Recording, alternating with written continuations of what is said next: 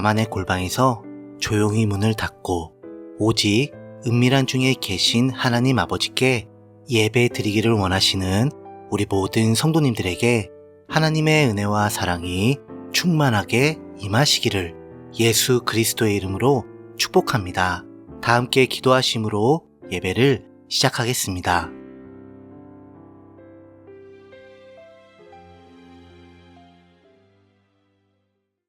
이 세상의 끝을 정하시고 사탄과 그 추종 세력들을 지옥불에 심판하실 우리 하나님 아버지, 저는요 오직 예수 십자가와 부활의 복음으로 구원을 받았으니 이 세상 끝날까지 오직 우리 주님만 영원토록 섬기며 살고 싶어요.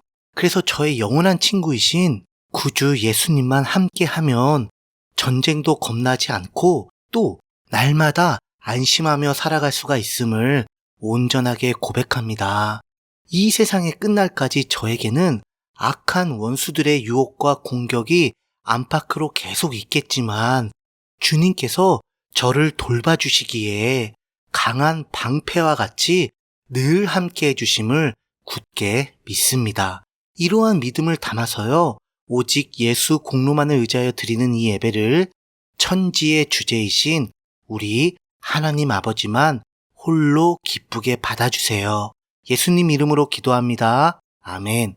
다 같이 찬송가 447장 이 세상 끝날까지, 찬송가 447장 이 세상 끝날까지 우리 다 함께 찬송하시겠습니다.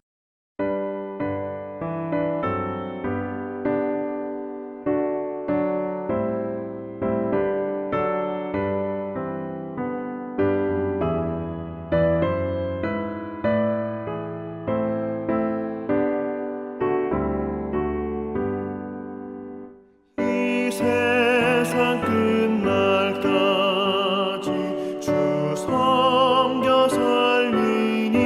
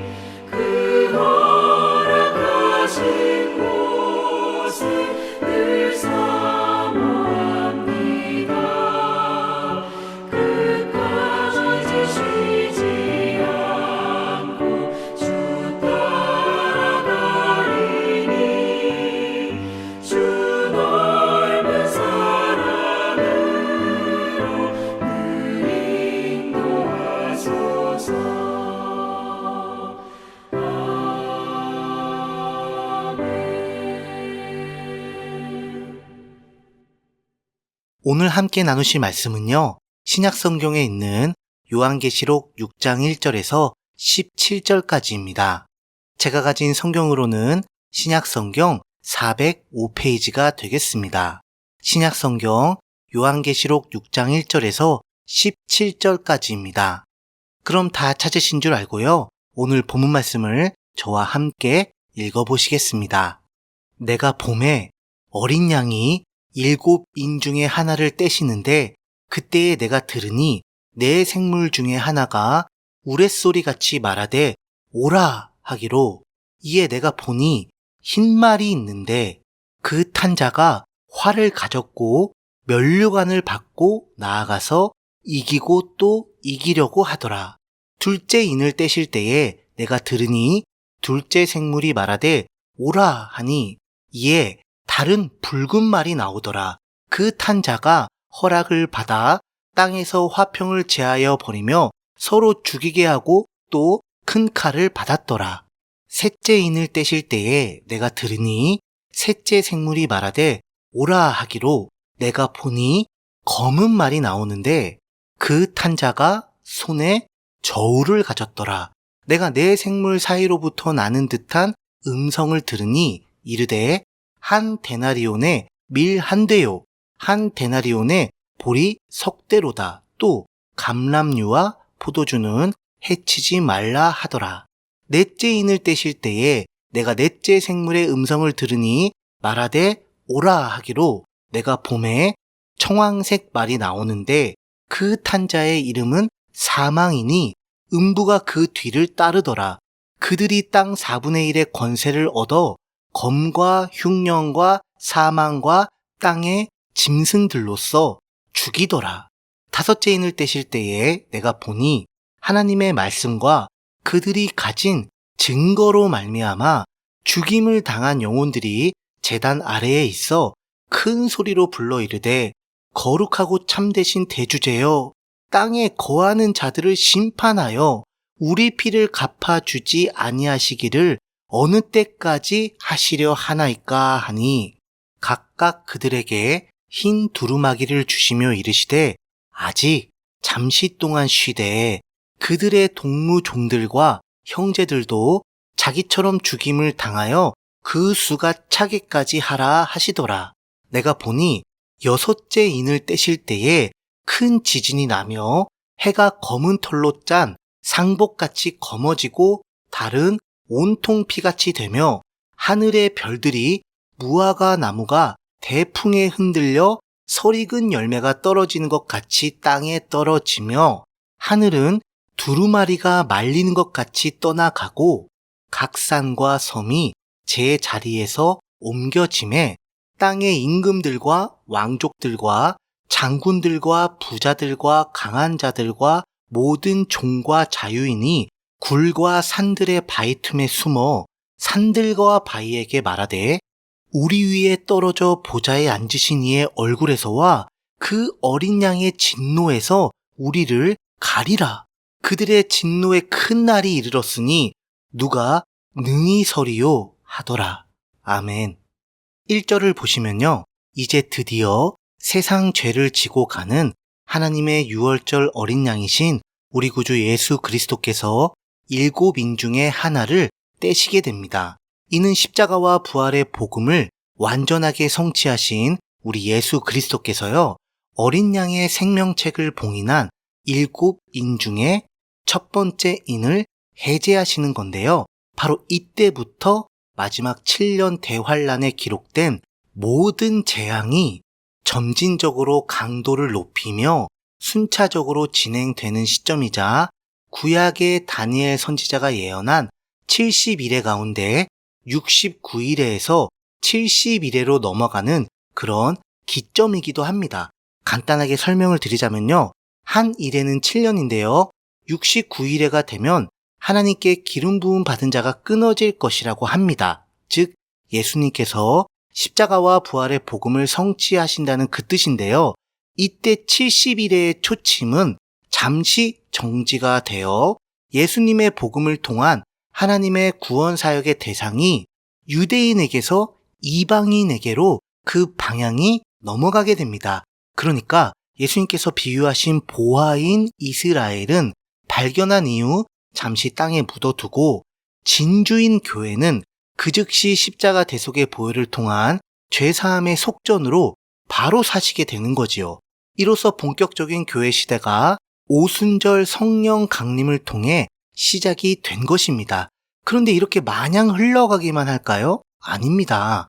하나님께서는 그의 은사와 부르심에 결코 후회하심이 없지요. 그래서 장자인 이스라엘을 향한 그 은혜와 사랑 역시 절대로 변함이 없으셨지요.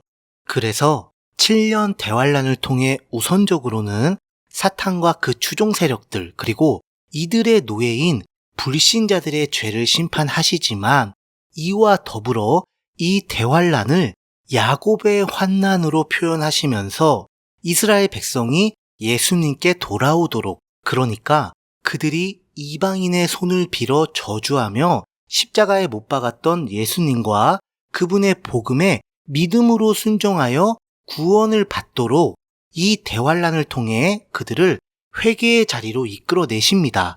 그래서 예수님의 손에 의하여 첫 번째 인이 떨어지는 그 순간 그동안 교회 시대로 멈추어 있던 70일의 초침이 다시 딸깍 움직이면서 마지막 남은 한 일에 곧 7년 대환란이 본격적으로 시작되는 것입니다.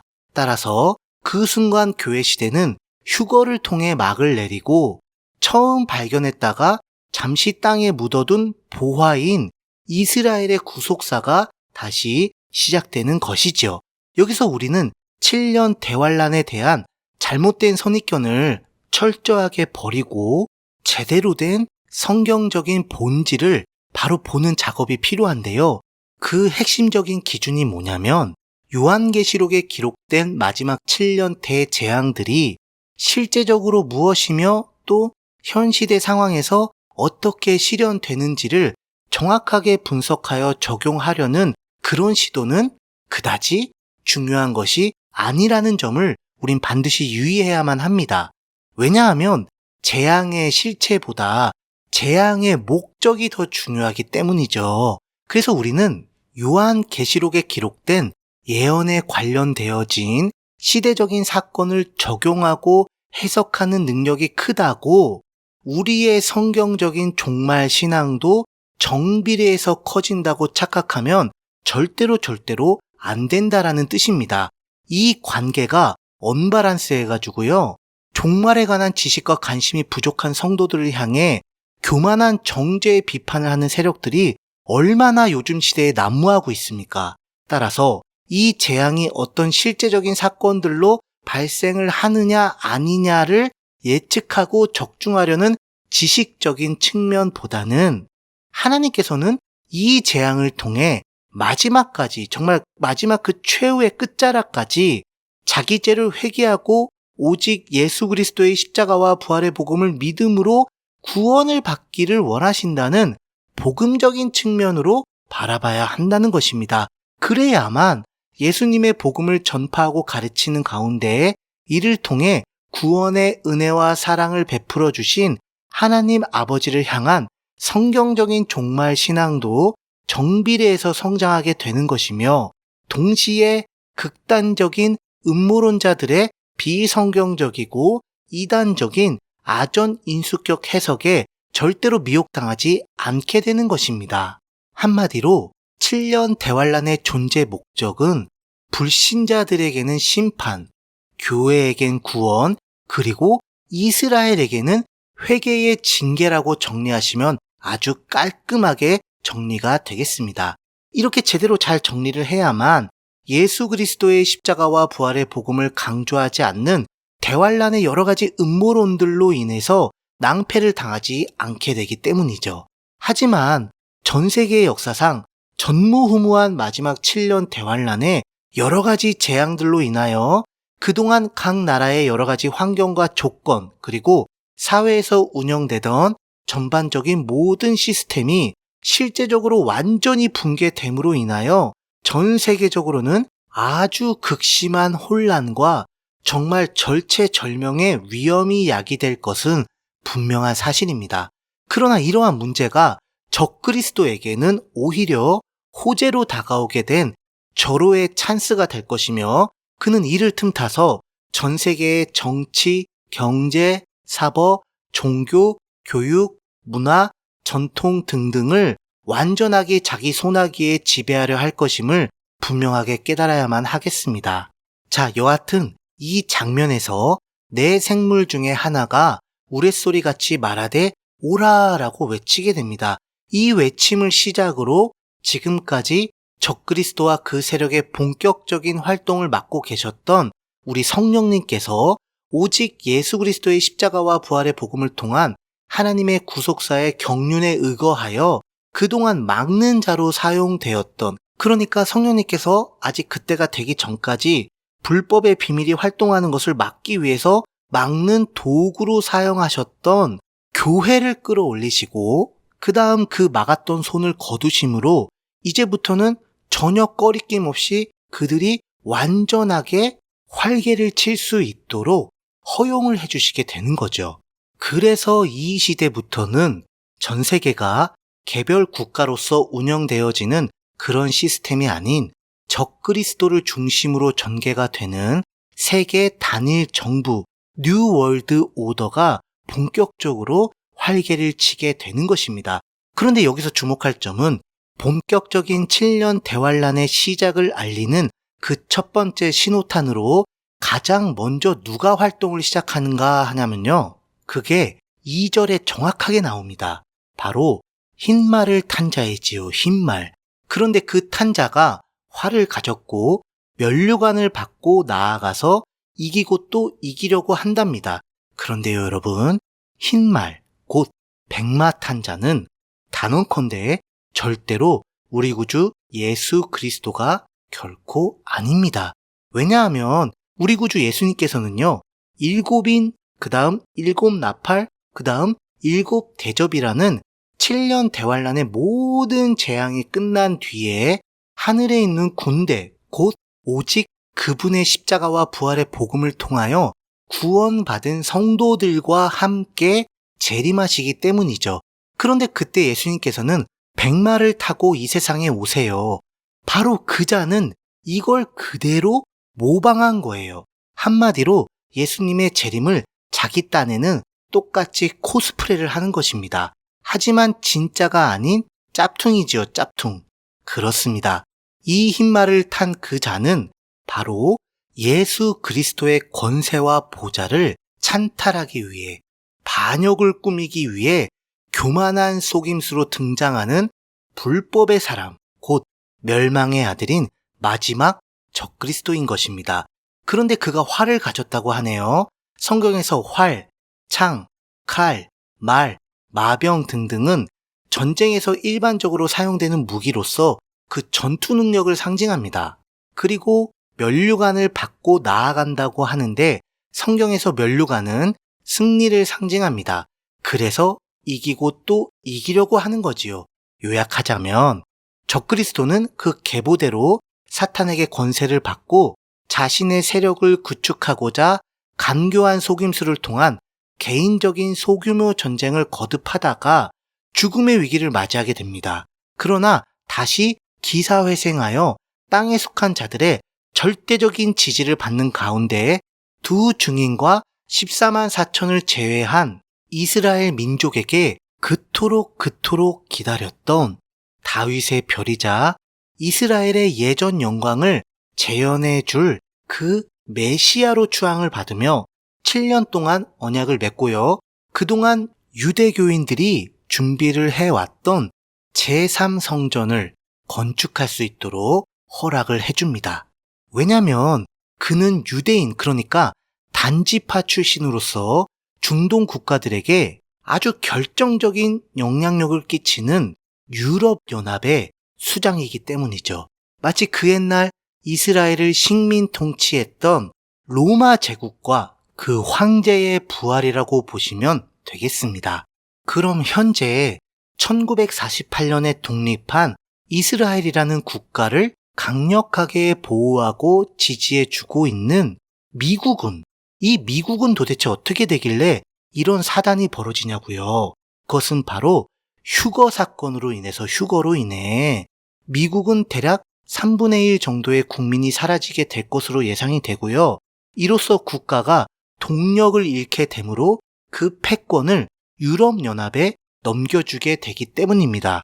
여하튼 그러다가 7년 대환란의 중간 지점인 후 3년 반에 그 성전 보좌를 찬탈하고 앉아서 하나님을 향한 신성모독이라는 세세무궁토록 지옥불의 심판을 받아 마땅한 그런 범죄를 저지르는 가운데 뒤늦게 이 사태를 깨닫고 극렬하게 저항하는 이스라엘의 남은 자들을 포함한 환란 성도와의 전투에서 승리하며 많은 민족과 나라를 다스리는 가운데 자기 이름의 표를 인침받도록 강요하는 강력한 통치 체제, 곧 로마 제국을 다시 구축하게 됩니다. 그러나 이것은 그들의 세력이 막강해서가 아니라 하나님께서 세상을 향한 진노의 죄심판을 위해 잠깐 허용하신 것뿐이죠. 그래서 결국 그 끝에 이르러 어린 양의 진노의 죄심판을 받아 영원불변한 지옥 형벌, 불못에 빠지는 그런 형벌에 처해지게 되는 것입니다. 그 다음 3절에 둘째 인이 떼어지게 되지요. 그러니 4절에 붉은 말이 나와서 땅에서 화평을 제하여 버리며 서로 죽이게 하고 또 큰 칼을 받게 됩니다. 붉은색은 피를 상징하고 큰 칼은 전쟁을 상징하므로 따라서 붉은 말은 민족과 나라 간의 대규모 전투로 인한 전 세계적인 전쟁의 재앙을 의미하는 것입니다. 계속해서 5절에는 셋째 인이 떼니 검은 말이 나오는데 그 탄자가 손에 저울을 가졌다고 합니다. 검정색은 캄캄하고 막막한 어두움을 상징하며 저울은 공정한 경제활동을 위한 도구이므로 따라서 검은 말은요, 전 세계적인 경제공황의 그 재앙을 의미합니다. 그래서 6절에 보시면 한 데나리온에 밀 한 대요, 한 데나리온에 보리 석 대라는 말도 안 되는 초인플레이션이 전 세계적으로 벌어지게 되는 것이죠. 그런데 여기서 감람류와 포도주는 해치지 말라고 명령하십니다. 이는 실제적인 물품이 아니라 성경에서 포도나무, 무화과나무, 감람나무가 상징하는 그 민족, 바로 이스라엘 백성 가운데 남겨진 자들, 그러니까 그 옛날 구약의 엘리야 선지자에게 하나님께서 말씀하신 바알에게 무릎 꿇지 않은 7,000명과 같이 적그리스도와 언약을 맺지 않고 순교의 각오를 다지며 대항을 하는 두 증인과 이스라엘에 인침받은 14만 4천을 말하는 것입니다. 여러분, 신천지라는 이단의 무리가 결코 아니에요. 이 14만 4천 절대 아닙니다. 실제적으로 7년 대환란의 시작점에서 모세와 엘리야라는 민족적인 두 증인의 복음 전파를 통해 자기 죄를 회개하고 예수 그리스도의 십자가와 부활의 복음을 믿어 그분을 주로 영접함으로, 그분을 메시아로 영접함으로 죄인에서 하나님의 자녀로 거듭난 이스라엘의 14만 4천 명인 것입니다. 계속해서 7절을 보시면 넷째 인이 떼지는데요. 8절을 보면 청황색 말이 나오는데 그 탄자의 이름은 사망이니 음부가 그 뒤를 따르더라 라고 합니다. 이 청황색은 실제로 창백한 시체의 상태를 나타내는 색이므로 따라서 창백한 말은 전 세계적인 죽음을 상징합니다. 그래서 땅 4분의 1의 권세를 얻어 검과 흉년과 사망과 땅의 짐승들로서 죽이더라 라고 하는 것이죠. 이는 전쟁과 기근과 질병과 동물 생태계의 그런 혼란을 도구로 삼아서 재앙을 일으킴으로 전 세계 인구의 4분의 1 정도가 죽음을 맞이하게 될 것을 의미합니다. 그리고 9절을 보시면 다섯째 인이 떼어지게 되는데요. 이 인은 재앙이 아닌 어떤 장면을 따로 예언을 하고 있습니다. 바로 하나님의 말씀과 그들이 가진 증거로 죽임을 당한 영혼들이 제단 아래에 있다고 하네요. 여기서 나오는 하나님의 말씀과 그들이 가진 증거로 죽임을 당한 영혼들은 나중에 벌어질 짐승의 표인 666 사건에 대항하다 순교를 맞이하게 된 그 영혼들이 아니고요. 예수님께서 언급하신 의인 아벨의 피로부터 성전과 제단 사이에서 너희가 죽인 바라가의 아들 샤가라의 피, 바로 7년 대환란 이전까지 순교를 당한 하나님의 자녀들을 말하는 것입니다. 그래서 그들의 피를 강조하시기 위해 하나님 앞 금제단에서 이 피의 호소를 하고 있는 것이죠. 예수님의 피로 대속을 받아 하나님의 백성으로 천상 보좌에 있는 영혼들이 예수님께서 직접 십자가 대속 사역의 보혈을 드린 천상의 속죄 제단 앞에서 무죄한 자신들의 피값을 심판하여 주시길 간구하고 있는 것입니다. 어떻게요? 10절. 거룩하고 참되신 대주제여, 땅에 거하는 자들을 심판하여 우리 피를 갚아주지 아니하시기를 어느 때까지 하시려 하나이까? 라고 말입니다. 물론 여기서 땅에 거하는 자들은 이스라엘을 포함한 대환란 성도가 아닌 사탄, 곧 마귀의 자식이자 그들의 추종 세력을 비롯하여 이들을 따르는 대환란 속의 불신자들을 의미합니다. 그러자 이러한 순교자들의 공의로운 호소를 향하여 우리 하나님 아버지께서는 11절과 같이 응답해 주시는데요. 먼저 흰 두루마기를 주십니다. 이 흰 두루마기는 나중에 살펴볼 요한계시록 10장에 등장하는 힘센 다른 천사가 사도 요한에게 준 두루마기인데요. 이것을 예수 그리스도께서 순교의 열매를 맺은 천상 성도들에게 미리 주신 이유는요. 마지막 7년 대환란 가운데서도 오직 예수 그리스도의 십자가와 부활의 복음을 통하여 하나님의 구속사의 경륜이 진행될 것을 선포하신 것입니다. 그렇습니다. 아직도 오직 예수 복음을 향한 믿음으로 받게 되는 은혜의 구원을 얻을 기회는 여전히 남아있는 것입니다. 나중에 해당되는 부분이 나오면 자세하게 설명을 드릴게요. 그 다음, 아직 잠시 동안 쉬라고 하십니다. 바로 너희들은 아무런 걱정, 염려, 근심하지 말고 내 보좌 앞에서 영원 불변토록 완전하게 성취된 그 구원이라는 안식을 누리고 있으라는 것이죠. 언제까지요? 네, 바로 그들의 동무 종들과 형제들도 자기처럼 죽임을 당하여 그 수가 차기까지 말입니다.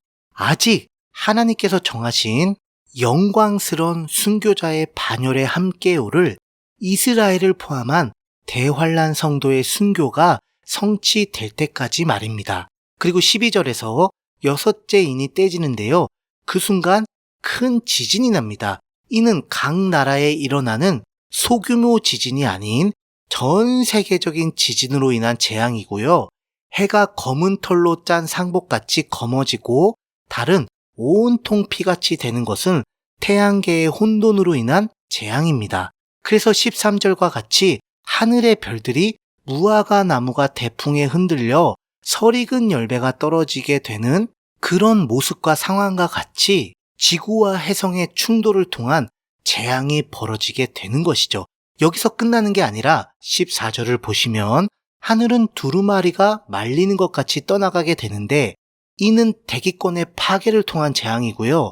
각 산과 섬이 제자리에서 옮겨지는 것은 큰 지진으로 인하여 전 세계적인 지각 변동을 통한 재앙인 것입니다. 그런데 보세요, 여러분. 여섯 번째 재앙은 이 하나의 재앙에 무려 5가지 재앙이 온 세상에 그냥 막 집중 포화가 됩니다. 이로써 우리는 요한계시록에 기록된 7년 대환란에 벌어지는 재앙들이 점진적으로 강도가 세지는 그런 무섭고도 엄중한 심판이라는 것을 알 수가 있는 것입니다. 그런데 이러한 재앙에도 불구하고 정말 끝까지, 진짜 끝까지 회개하지 않고 자기들 살 궁리만 쫓으며 마지막까지 하나님과 그 어린 양 예수님을 대적하려는 그런 세력들이 나옵니다. 바로 15절에 나오는 땅의 임금들과 왕족들과 장군들과 부자들과 강한 자들과 모든 종과 자유인들, 곧 사탄과 그 적 그리스도를 숭배하는 이 세상의 권세 잡은 자들과 그 추종 세력들인데요. 이들의 외침을 한번 들어보세요. 먼저 16절, 보좌에 앉으신 이의 얼굴에서와 그 어린 양의 진노에서 우리를 가리라 라고 합니다. 하나님, 저는 지옥에 가야 마땅할 죄인입니다. 하나님 잘못했습니다. 하나님 이제라도 회개하고 예수 믿겠습니다. 제발 살려주세요. 한 번만 용서해 주세요 하면서 나 죽었다 하고 눈물 콧물 질질 흘리면서 두 손 두 발 다 들며 싹싹 빌어도 진짜 모자를 파네. 그냥 단순히 이러한 진노에서 자기들 목숨 하나 부지하려고 피하고 숨고 도망치는 데만 급급합니다. 그러니까 자기들이 숭배하던 사탄이 가장 세고 강한 그런 신인 줄 알았는데 그게 말이 되나요? 그래서 이러한 자들을 한껏 비웃고 계시던 하나님께서 그 재앙을 이제 실제적으로 내리니 일단 지금 이 순간만 면피를 하고 나중에 다시 도모를 하자는 그런 속셈인 것입니다. 그러나 자기 자신들도 모르게 입에서 17절과 같은 탄식이 나오게 되지요. 그들의 진노의 큰 날이 이르렀으니 누가 능히 서리요? 라고 말이죠.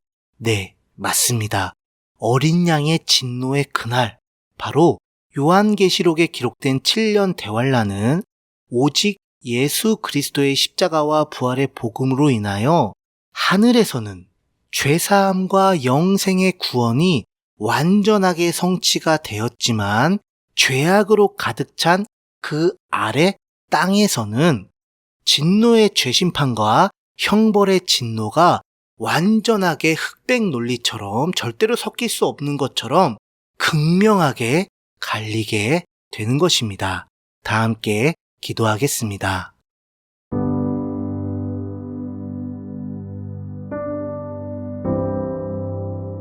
하나님 아버지, 정말 상상만 해도요, 진짜 무섭고도 크게 두렵고도 두려운 이 대환란의 심판 가운데 오직 예수 그리스도의 십자가와 부활의 복음을 통한 구원의 은혜를 저에게 값없이 베풀어 주셔서 창세전부터 저를 택해 주셔서 이 엄청난 상황에서 건져주사 영원한 안식을 허락해 주심을 영원 무궁토록 찬양과 경배와 감사와 영광을 전심으로 올려드립니다.